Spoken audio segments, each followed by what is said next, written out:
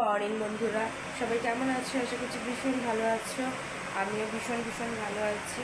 তো এখন হচ্ছে সকাল 7টা বাজে। তো রেডি হয়ে গেছি ফাইনালি। তো সকাল হয়ে গেছে, এবার মায়ের বাড়ি যেতে হবে। তো আগের দিন প্রচণ্ড বৃষ্টি হচ্ছিলো, তো এসে ব্লগটা কোনো রকম শেষ করেছি। তো আজকে সকাল থেকে আবার ব্লগটা শুরু করছি। তো তোমরা সবাই কেমন আছো? আর এখন বৃষ্টি হচ্ছে, তো যখন তখন বৃষ্টি হচ্ছে, যখন তখন রোদ হচ্ছে। তো যাই হোক, তো আমি এমনি বৃষ্টি ভালোবাসি। তো তোমরা জানি না কে কে বৃষ্টি ভালোবাসো, আমাকে কমেন্টে জানাবে। আর টান পুচকু এখনও ঘুমাচ্ছে, কী করবো বলো তো? ছোটো বাচ্চা দেখবে কীরকম ঘুমাচ্ছে, এই দেখো টান পুচকু এখনও ঘুমাচ্ছে। তো তাই ভাবলাম একটু তোমাদের সাথে কথা বলি, তারপর বিছানাটা তুলবো ওকে, ও উঠে গেলে তো তারপরে একটু পরে বেরিয়ে পড়বো। তো এগুলোই হচ্ছে।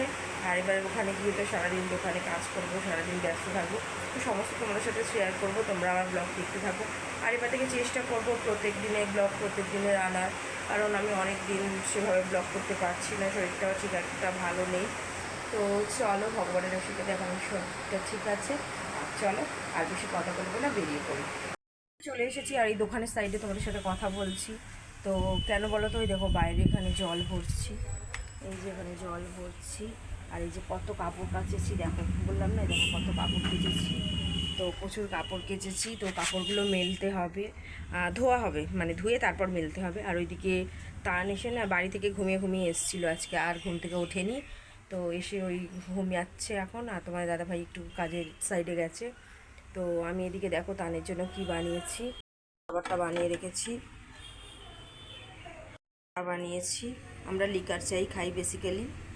হয়ে গেছে, তো তাড়াতাড়ির জন্য পাউরুটি খেয়ে নেবো, সেঁকে রেখেছি। আর এই যে দেখো এখানে তরকা ডাল ভিজিয়ে রেখেছিলাম, দেখো কি সুন্দর।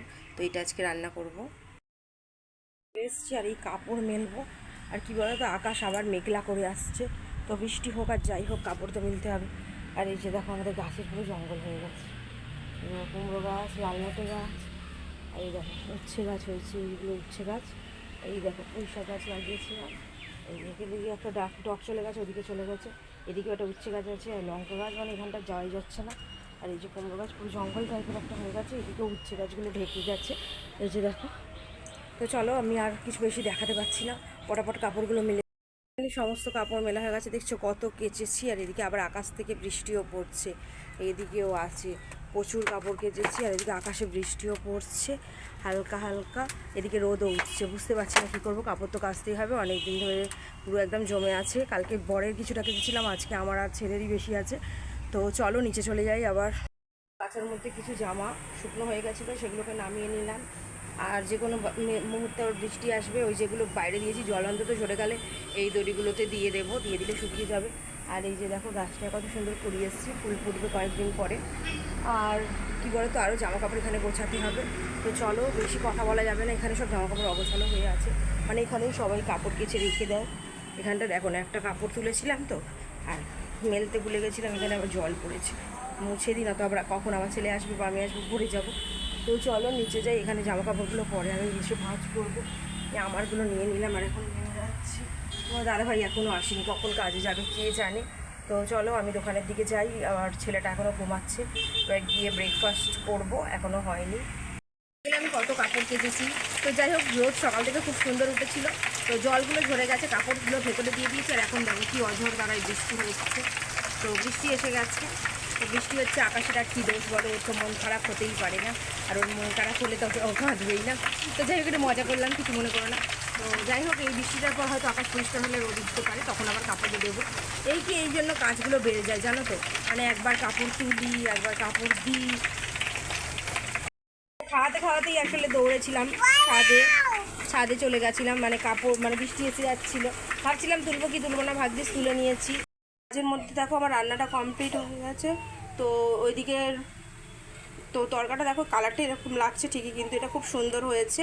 তো যাই হোক, তরকা বানিয়েছি, আর মাংস তরকারি আমাদের আছে।